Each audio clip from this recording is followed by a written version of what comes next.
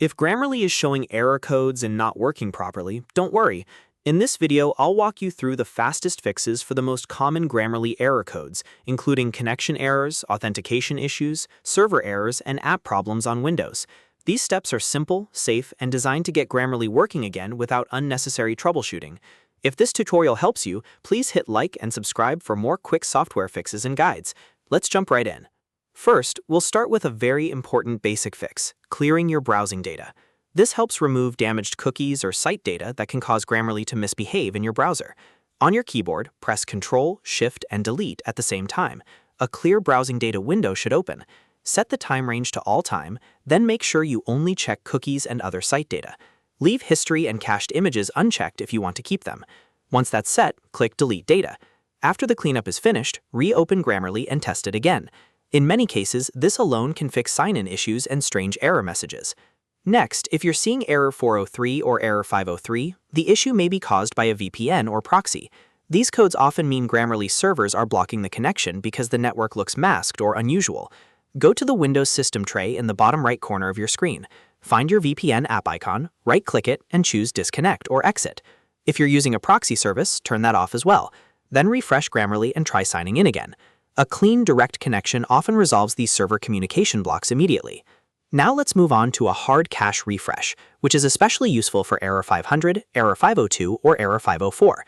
These are usually related to gateway issues, temporary loading problems, or corrupted cached files in the browser. To force a fresh load, press Ctrl and F5 together while you're on the Grammarly page. This tells your browser to bypass the stored cache and pull a completely clean copy of the page from Grammarly servers. After that, wait for the page to reload fully, then test the feature again. This is a quick but powerful fix when the page keeps loading old or broken content. If you're dealing with error 401 or another authentication error, then your login session has likely expired. This happens when Grammarly's security token is no longer valid. To renew it, go directly to Grammarly.com and click Log Out from your profile menu. After logging out, close all open Grammarly tabs so the old session is fully cleared. Then open a brand new tab and sign back in manually. This creates fresh login tokens and restores your authentication handshake. In many cases, this fixes the issue right away and gets your account working normally again.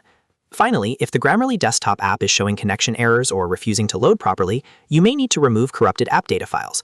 On Windows, press the Windows key and R at the same time to open the run box.